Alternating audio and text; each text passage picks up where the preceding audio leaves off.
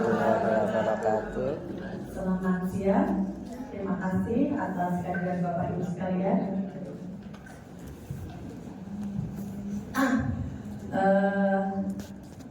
Setelah tadi kita istirahat, kemudian sekarang kita mulai lagi ya di sesi ketiga. Saya harap masih semangat ya. Nah, sebelum saya masuk ke materi saya, tadi saya sudah sampaikan ke teman-teman sekalian bahwa saya ada lagu 7 jurus ikan hebat.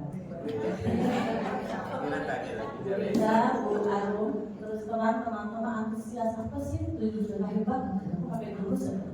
Jadi mereka antusias sekali ya. Mereka pikir bisa silat gitu ya pakai jurus. Nah, makanya walaupun ini ada BK-nya, tetapi bukan khusus untuk guru BK saja. Karena seperti tadi sudah disampaikan oleh kurikulumnya, bahwa nanti ada guru wali. Guru wali itu beda dengan siswa ya. Nah ini tampaknya bagus ya untuk masukan atau informasi pada Bapak Ibu sekalian tentang 7 jurus BK hebat ini. Jadi seperti yang disampaikan oleh Menteri Pendidikan kita ya Pak Menteri bahwa semua guru adalah kita pada untuk muridnya siswanya. Betul Pak Ibu ya. Jadi sekarang akan saya tayangkan ya lagu tentang 7 jurus BK hebat. Lagu ini ada syairnya ya. Jadi bisa sama-sama kita nyanyikan ya. Jadi udah semangat ya. Biar saya nggak ngantuk kita nyanyi. Dicontohkan dulu Bu.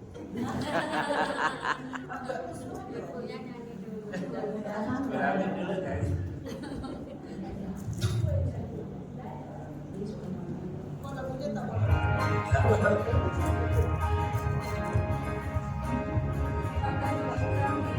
Sama-sama ya nyanyi ya.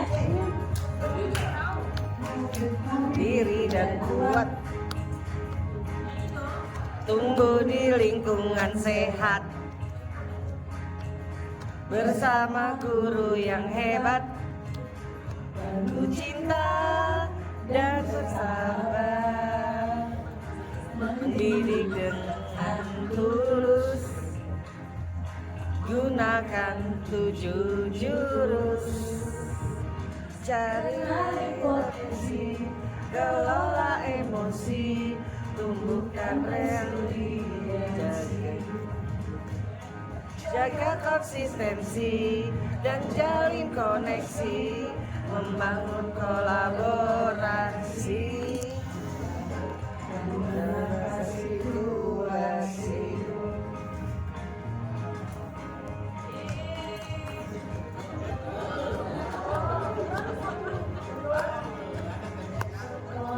Aman dan nyaman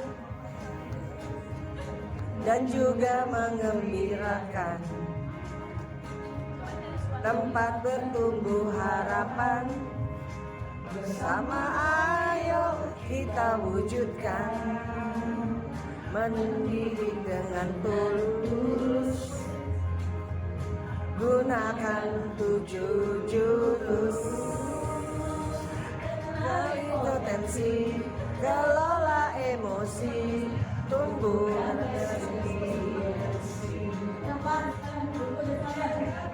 konsistensi dan jalin koneksi, membangun kolaborasi,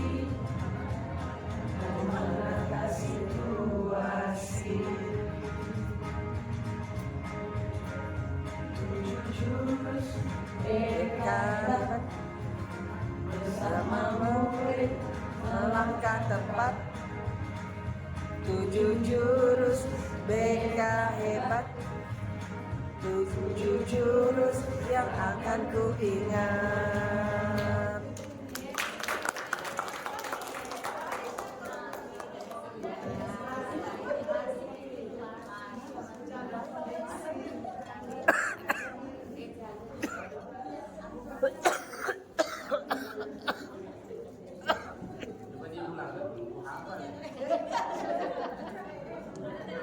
Pak Silon baru datang loh. Pak Silon baru menuju.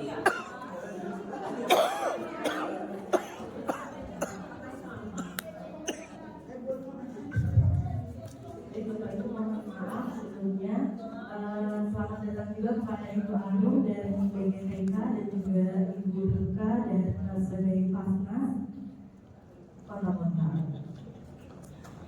Itu tadi penampilan dari Ibu Rami.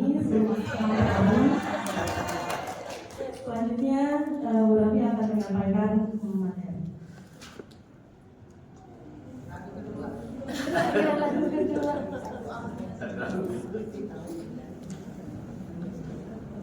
Oke, baik. Alhamdulillah ya sudah ada yang sama. Kira-kira gimana lagunya? Ya, jelek suara saya. Oke, baiklah.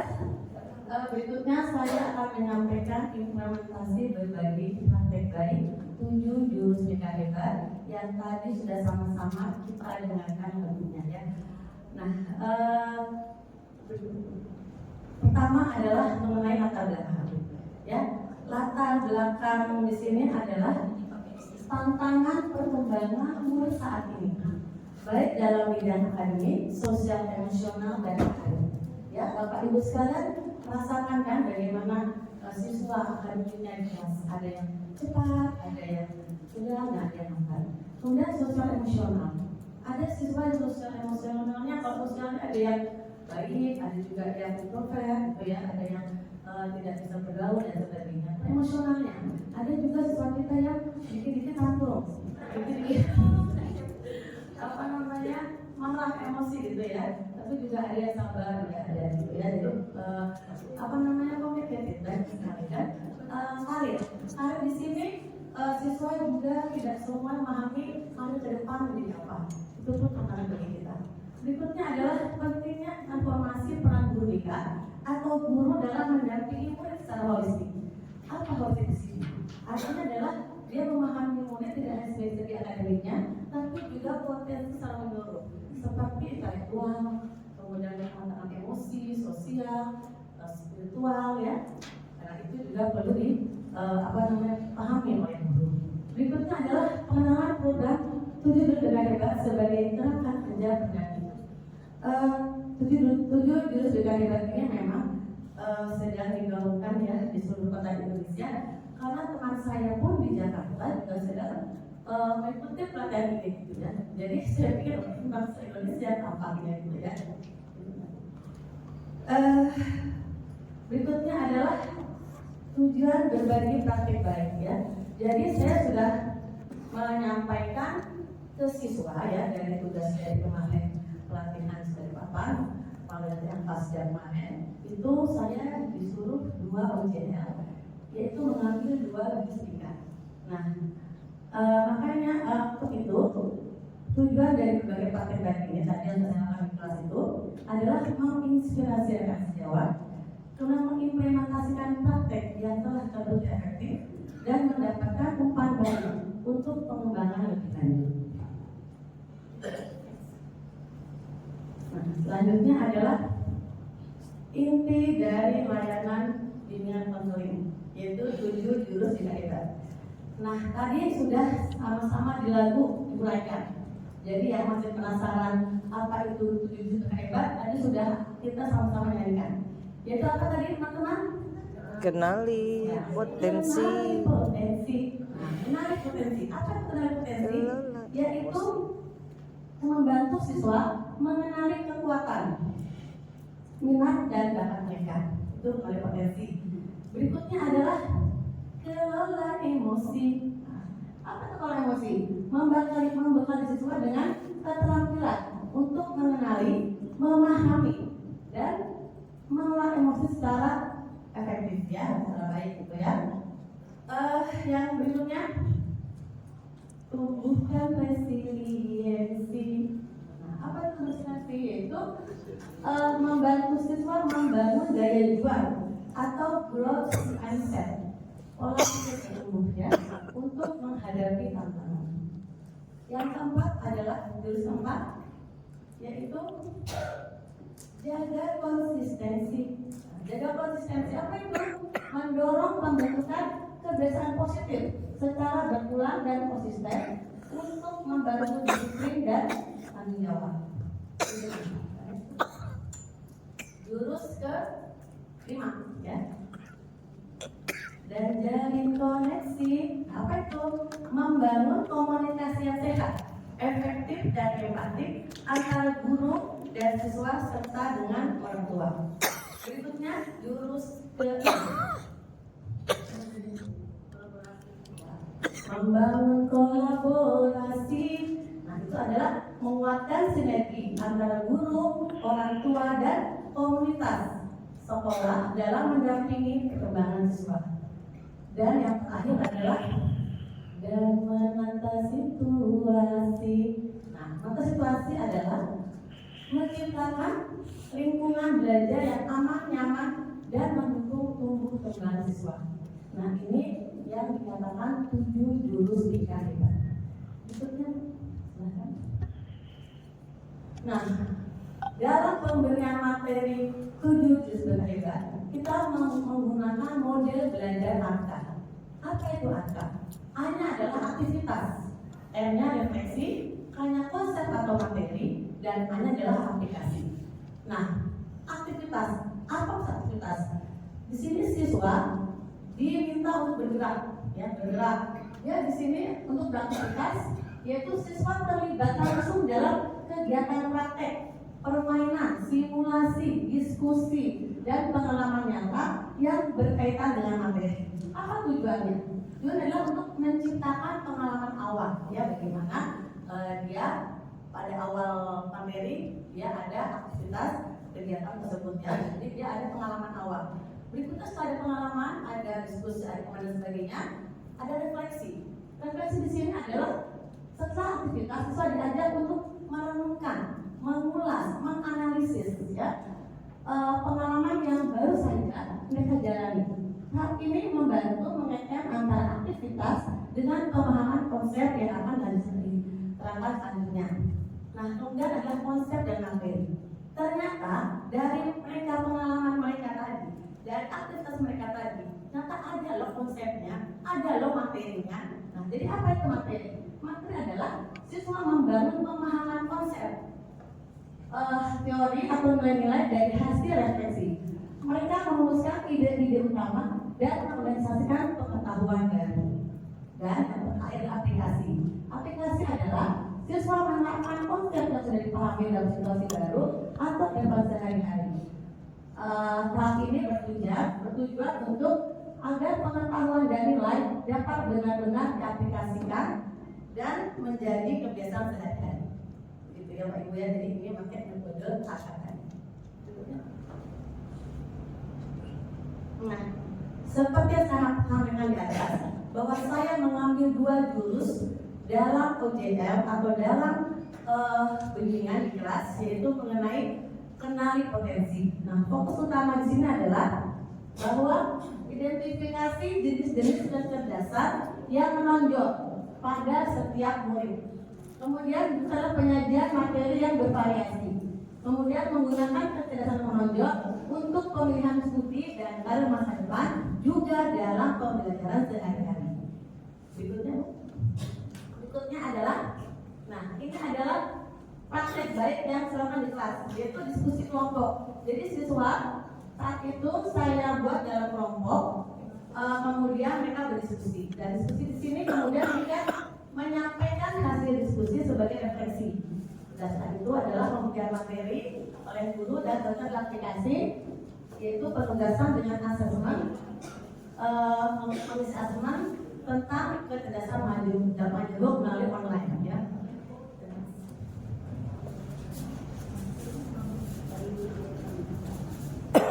Nah, kecerdasan majemuk itu adalah 9 kecerdasan yang disampaikan oleh tokoh bernama Howard Gardner. Pertama adalah cerdas linguistik, yaitu cerdas bahasa, ya berbahasa. Kemudian logis matematis, yaitu kemampuan berpikir logis, menara dan mengolah angka. Kemudian visual spasial, yaitu kemampuan memvisualisasikan ruang dan objek seperti arsitek atau pelukis. Berikutnya adalah cerdas kinestetik jasmani. Di sini adalah kemampuan mengendalikan gerakan tubuh dan keterampilan motorik. Berikutnya adalah cerdas musikal. Di sini adalah kepekaan pada petik nada dan melodi. Cerdas personal, yaitu kemampuan memahami dan berinteraksi dengan orang lain. Berikutnya intrapersonal, kemampuan memahami diri sendiri, emosi dan motivasi. Naturalis, kepekaan terhadap alam, lingkungan dan pola kehidupan. Dan eksistensial, yaitu kepekaan dan kemampuan untuk merenungkan pertanyaan mendalam tentang keberadaan dan makna hidup. Dari hasil kemarin saya memberikan asesmen tentang kerjasama dialog di kelas ya, untuk kemarin kelas 11 ya, 11.3. Hasilnya yang terbanyak adalah cerdas kinestetik jasmani. Ya, jadi mungkin dengan hasil itu bisa pahami ya bagaimana aktivitas biasanya nggak bisa diem ya, mereka banyak di situ. Yang logis matematis hanya satu, ya, sebelumnya kinestetik jasmani. Dan kita juga paham bahwa sekolah kita juga sekolah yang banyak prestasi di bidang olahraga ya, di bidang seni dan lainnya, karena memang ternyata lebih banyak di kinestetik jasmani. Oke, berikutnya. Nah ini Bu, aktivitas yang telah saya lakukan di kelas. Ini yang pertama yang saya katakan diskusi, ya. Kemudian berikutnya materi angka tadi ya, refleksi, kita menyampaikan hasil diskusi. Kemudian berikutnya lagi konsep materi, kemudian materi, ya, mulai tadi kita sampai tersebut. Dan terakhir adalah aplikasi. Nah sini mereka mengisi asesmen tentang kecerdasan majemuk melalui online kemarin ya, yang saya sudah sampaikan. Berikutnya.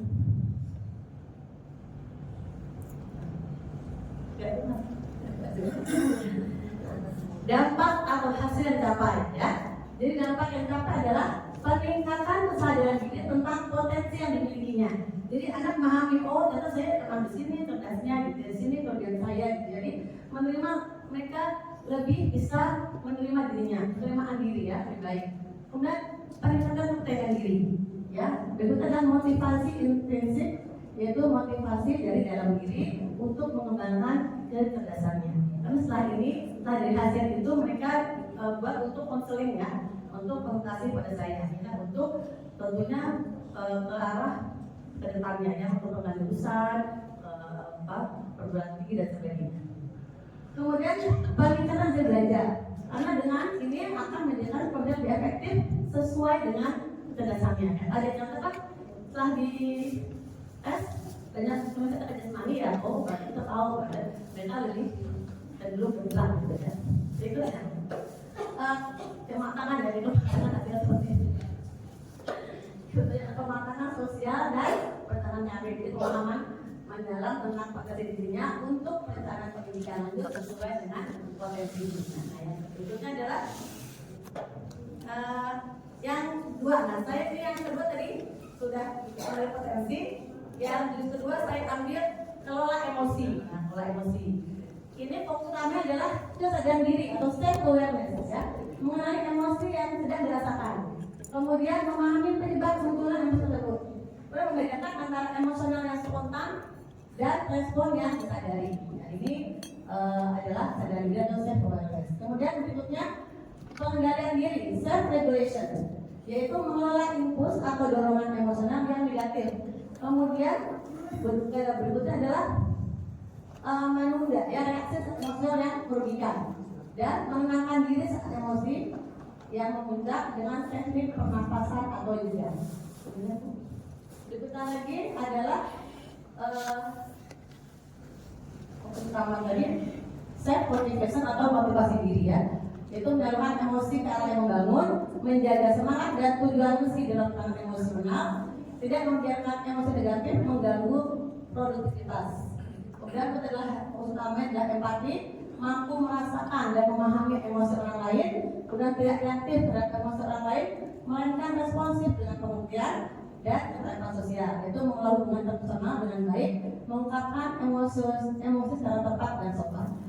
Yang menarik dalam pemberian materi di kelas ini saya berikan di kelas 11.2. Yang menarik adalah saat saya pemberian materi kelola emosi, di saat itu memang ada konflik. Konfliknya nggak sengaja baru terjadi.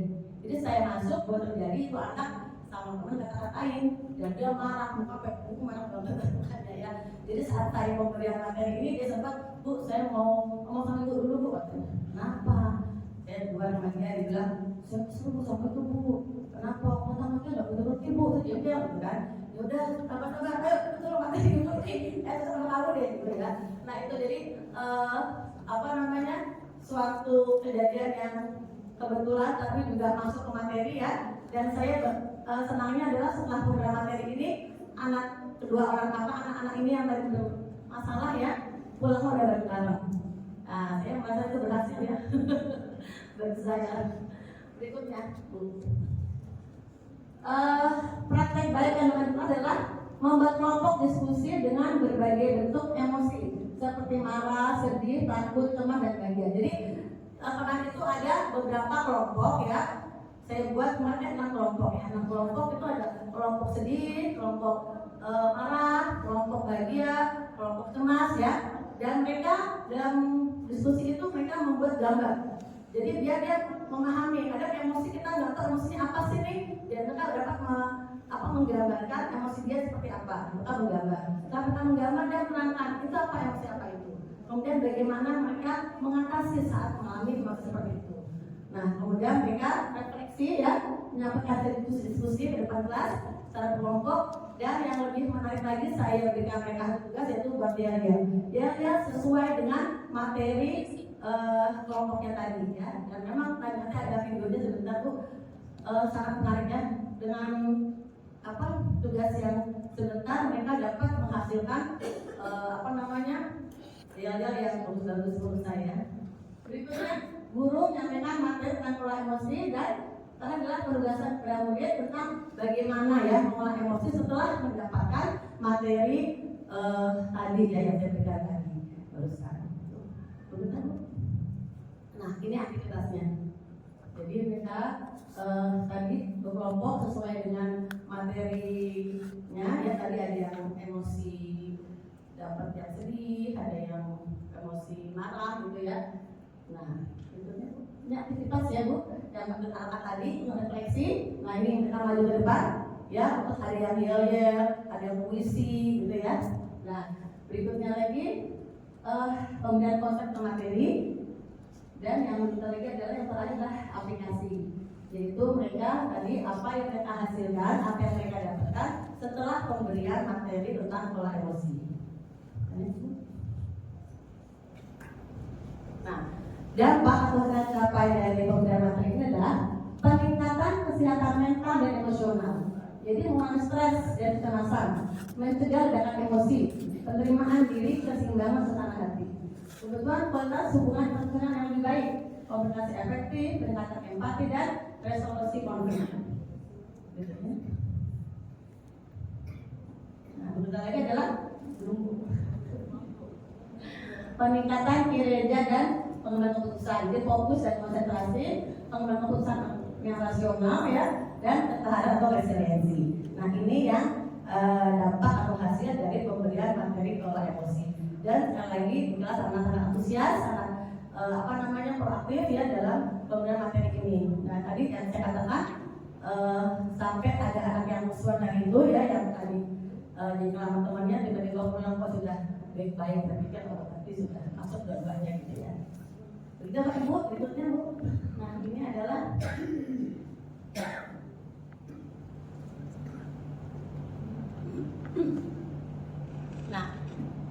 ini adalah videonya Ibu ya. Videonya saat saya pemberian materi pengenali potensi.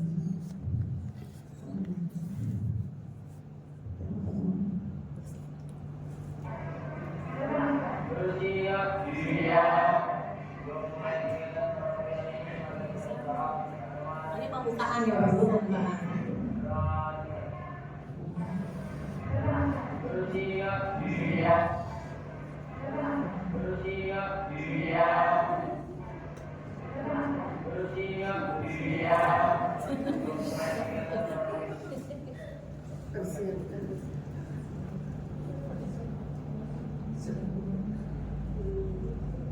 Saya ini aja Pak Bu ya, pakai aja ya. Ini SPK.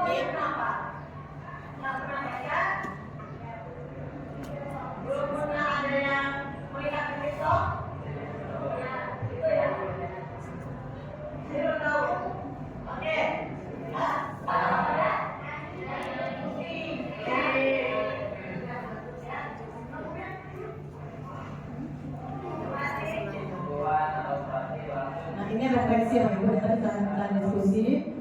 refleksi hasil dari diskusi mereka. Berikutnya adalah pembelajaran materi konsep teori saya. Kemudian terakhir adalah penutup, ya, untuk hasil juga ya. Nah, ini tadi yang kenali potensi. Berikutnya adalah pola emosi. Nah, ini pembukaan kelas.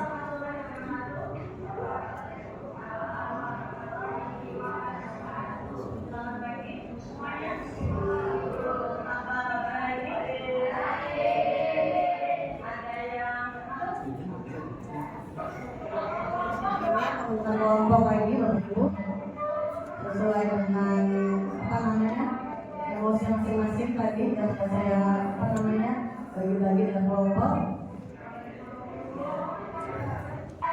Nah, ini ada refleksi. Nah, refleksi dari mereka.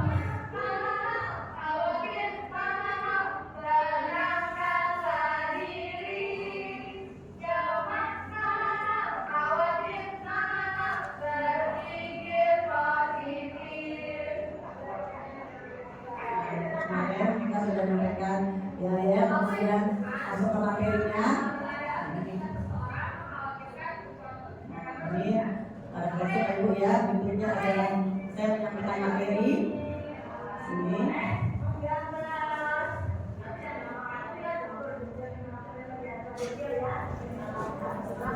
Pertama adalah bagaimana reaksi dan emosi ya. Jadi jangan langsung spontan kalau emosi itu, ada jeda. Nah, jedanya ini bisa berbagai macam teknik ya. Ada teknik A-nya, ada teknik well of choice ya, memilih apakah dia harus tahan napas ya, hitung 0 sampai 10 sampai 0 gitu ya. Jadi tekniknya lah supaya dia tidak langsung spontan bereaksi. Nah, ini kemarin. Nah, adalah penutup dengan penjelasan ya, apa hasilnya dengan pemberian materi tadi saya untuk ke depannya dalam menghadapi atau mengatasinya. Demikian Bapak Ibu sekalian, praktek baik yang bisa saya sampaikan waktu saya di kelas ya, sudah berjalan 2. Semoga apa yang saya sampaikan ini dapat menjadi bermanfaat bagi kita semua, terutama untuk bagi saya.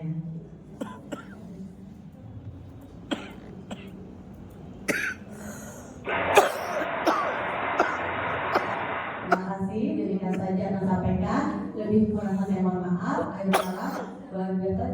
Wassalamualaikum warahmatullahi wabarakatuh. Waalaikumsalam warahmatullahi wabarakatuh. Ada tanya jawab?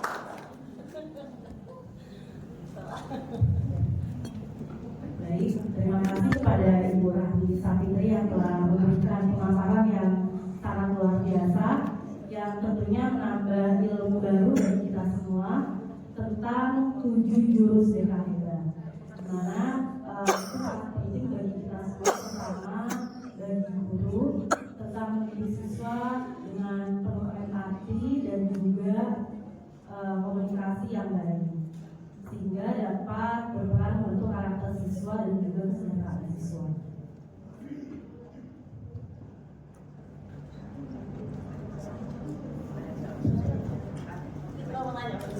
Baik, Bapak Ibu, jika ada pertanyaan dipersilakan.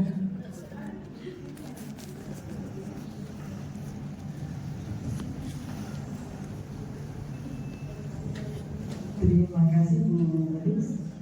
Ya, jadi saya sangat tertarik dengan materi ini dulu. Jadi ada 7 jurus BK-HEBA, di mana ibu guru BK itu di sini semuanya ada 3 guru BK-nya, dan saya tidak mengupling apakah ini BK kelas 10, kelas 12. Secara jadwal memang iya, namun dalam penyelesaian masalah kami selalu melibatkan beliau-beliau bertiga, persoalan kelas dan organisis. Nah, materi ini sangat menarik. Jadi saya ingin bertanya, apakah mengelola emosi atau jurus BK-HEBA ini sasarannya siswa atau termasuk gurunya? Jadi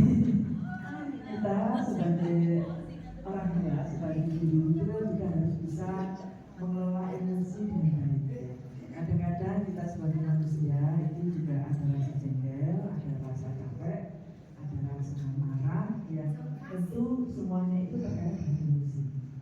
Lalu yang kedua itu saya juga ingin bertanya, apakah perbedaan antara emosi dengan amarah?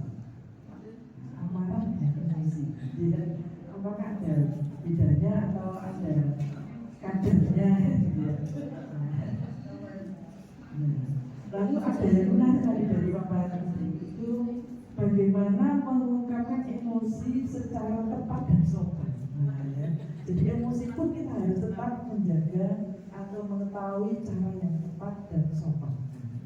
Ini juga sangat menarik, terutama untuk kita sebagai orang tua yang menangani anak dengan berbagai tingkat emosi yang berbeda. Dan izin menyampaikan dulu, kami juga punya siswa berkebutuhan khusus yang kadang-kala dia itu tantrum dan sebagainya. Dan alhamdulillah Ibu Raffi dan Ibu Alina itu sudah hafal bagaimana menjaga emosinya supaya dia tetap bisa stabil dan akhirnya bisa turun kembali emosinya. Terima kasih Ibu, itu saja pertanyaan saya. Silakan Bu.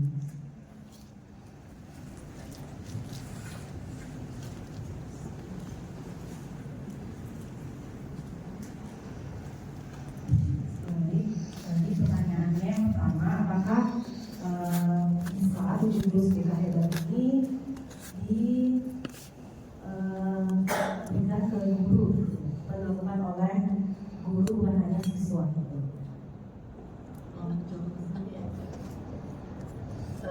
Baik Ibu, apakah dari tadi mengenai 77 hebat, apakah tidak untuk guru apa yang supaya itu berpelajaran ya?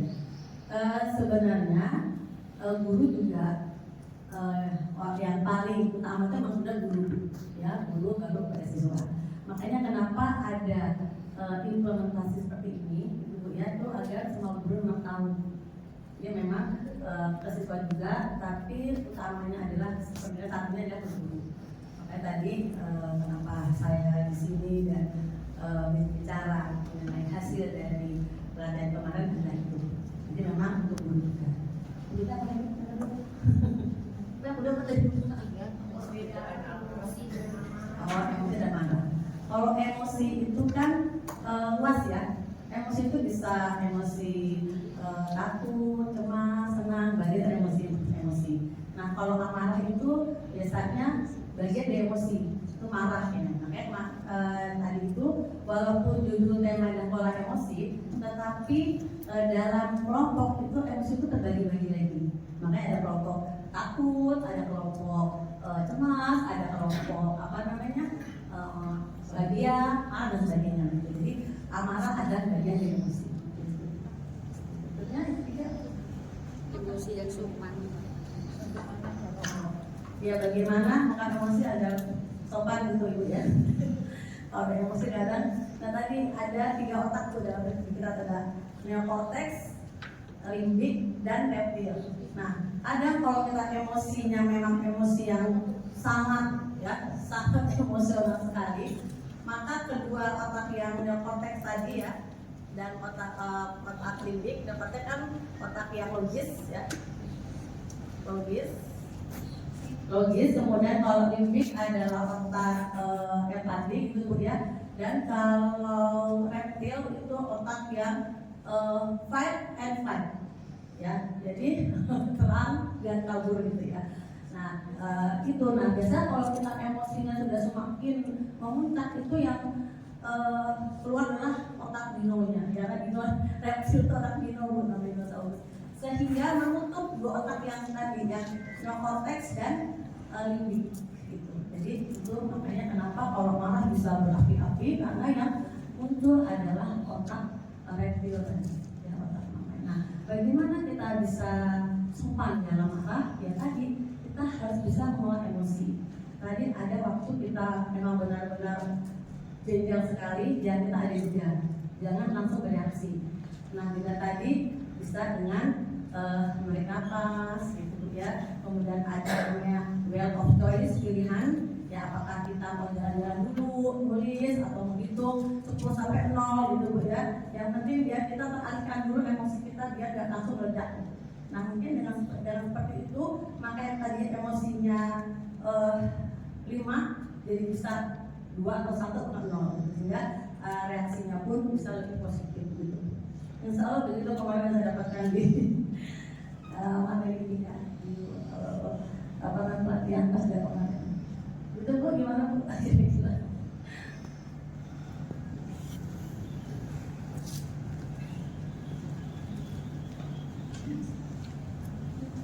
Ya, terima kasih. Tapi ada lagi yang mau saya tanyakan itu gini. Maksudnya kita itu ingin menyampaikan bahwa kita ini sedang emosi, sedang marah, sedang jengkel. Tapi kita kan mengelola supaya kita tidak mengungkapkannya secara secara fight and fight ya.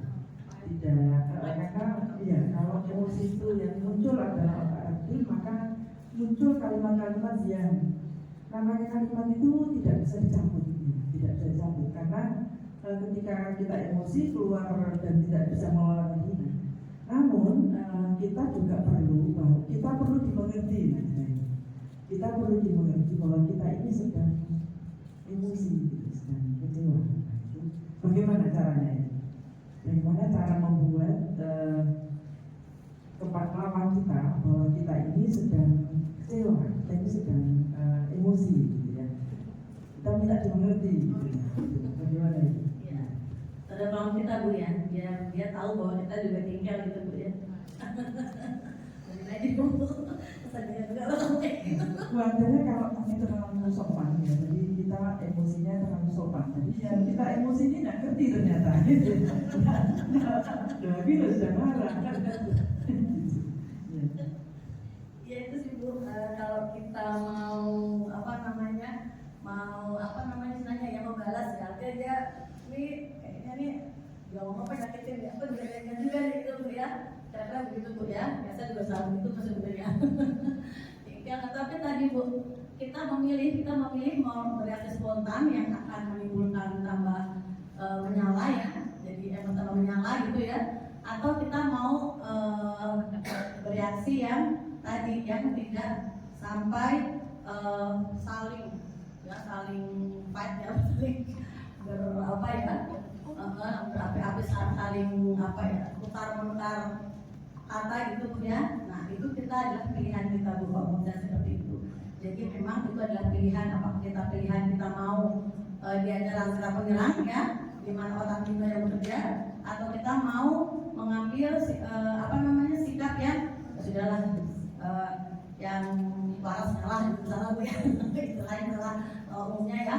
Nah kita mengambil hal yang tadi, artinya kita mengalah, kita berjeda, kita berpikir dengan tadi kita meredam yang sebenarnya hati kita pengen membalas Bu ya. Sebenarnya manusiawi sih Bu, kalau mereka menjengkelkan kita juga jengkel itu manusiawi ya. Bahkan memang kadang-kadang kita pengen lumes itu memang saya juga saat saya rasakan juga seperti itu. Tapi tadi dengan kita mempelajari pola emosi tadi Bu ya, kita bisa lebih bijak gitu ya.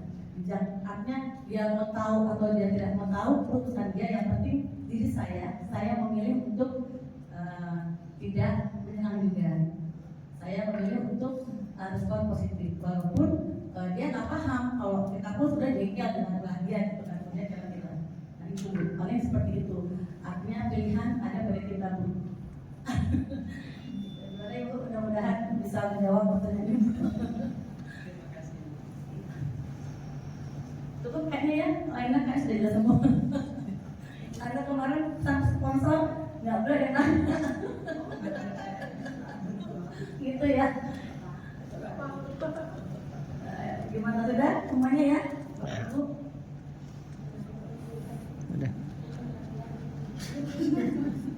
Sudah tutup. Moderator tutup. Terima Ya kasih. mudah-mudahan materi ini bisa menjadi masukan bagi kita semua ya, untuk bisa mengolah emosi ya. Karena emang emosi itu kadang-kadang datangnya tiba-tiba gitu ya. Iya, kadang-kadang hari ini baik-baik tiba-tiba ada nih yang buat kita jadi jengkel gitu ya. Kadang-kadang gemes nih balas gitu. tapi udah sekenalan gitu ya. Ya emang susah Bu, tapi coba dilatih untuk saya pun juga lagi belajar. Ya juga yang sempurna. Demikian Bu. Lainnya kayaknya nggak ada ya banyak ya. Kita kembalikan kepada moderator.